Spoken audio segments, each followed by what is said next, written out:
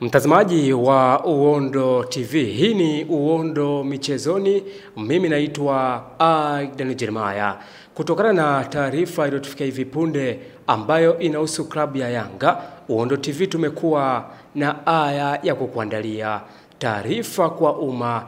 Juni 10, 2025, tumeona taarifa ya shirikisho la mpira wa miguu Tanzania, yani TFF, kuwa inadai klabu ya Young African Sports Club bila kutoa ufafanuzi wa deni lenyewe.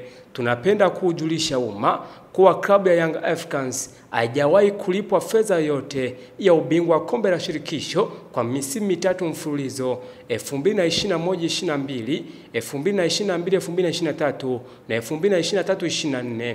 TFF wamekuwa wakishikilia fedha hizi za ubingwa kwenye akaunti zao kila msimu unapomalizika, huku wakifahamu ni makosa na ni kinyume cha utaratibu. Hakuna udhibitisho wote wa kimaandishi kuonyesha kama TFF wamewahi kulipa fedha hizi za ubingwa kwa klabu ya Yanga. Ni aibu na fedhea na kumtia dosari mdhamini kuendesha mashindano bila kumlipa bingwa kwa misimu mitatu mfululizo.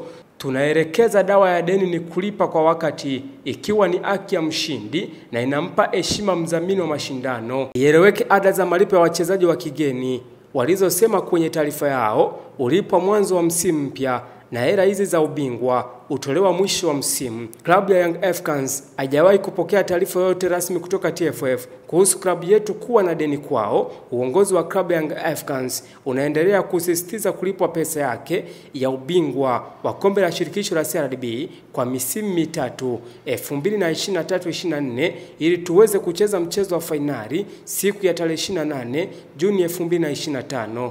Imetolewa na ofisi ya mtendaji mkuu Young African Sports Club. Aidan Jeremiah wa Uondo TV.